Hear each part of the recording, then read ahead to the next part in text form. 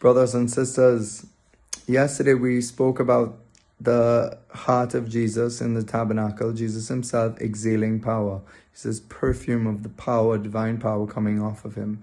He is alive and active in the Blessed Sacrament. His presence is transformative, like the sunlight on our skin. Gives us a tan. Jesus spiritually tans us, you could say. But we see this, a qualifying factor of this in the Gospels, that Jesus is in people's companies, in their presence, but the ability for them to be truly affected, to truly receive the fullness of the power in him, is by the virtue of faith. And we've spoken about this many times before. That's our faith that will allow that power to flow out of Christ, because faith makes a spiritual contact with the actual heart of Jesus. So you could say, how do we touch the heart of Jesus? How can we claim on that heart? Well, it's faith. And also hope, that there is other virtue that calls us forward, not just to believe in Christ, to make contact with him, but to also to move towards him. Hope kind of brings us towards him, desiring him, also trusting him that he has this power in his heart to flow into us. So we go to adoration, and we first begin our time of adoration with closing our eyes, trying to still our minds and hearts on the business of the world, by making an act of faith that Jesus is really there, that he's present with his power, with his heart. And, Jesus, this power is flowing. He's powerful, but it can be wasted in the sense that people may not be really believing that Jesus is before them, that their hearts are closed. So that's just to close that off from yesterday. Today, we want to speak about the way that Jesus, when we come to adoration, in as much as it's our time to adore the Lord, to worship the Lord, to be concerned with the Lord. Most of our prayer should really be concerned with God and thinking about God and thinking of others, praying for others at times. But really above all, God, just to enjoy him, so that he could fill us up with his love, so that we could go and love and take care of people. To be close to people is to be close to God. Saint Rafka, the Lebanese saint, when she was really discerning whether to at first go into a strictly monastic kind of contemplative life, the advice she got was, Rafka, to be close to people is to be close to Jesus as well.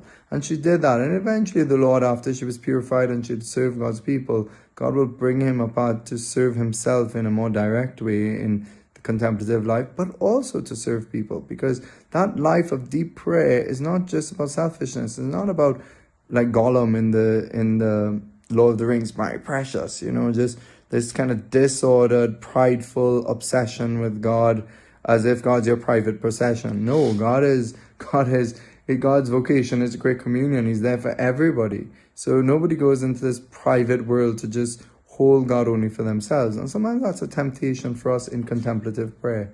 And something the Lord challenges us all deeply on that level too, that God's not a personal possession, that he's there for the whole church.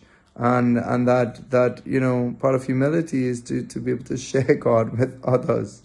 Because sometimes when we love someone, we want them so much for ourselves alone.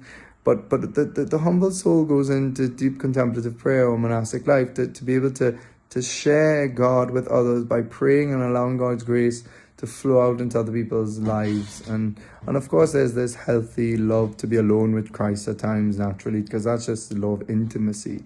There are times where we need to be alone with God. And that's why God leaves us that presence in our heart or in our homes, or maybe those moments he allows us to be in front of the tabernacle or the monstrance alone with nobody around. He wants to speak to us in a very personal way.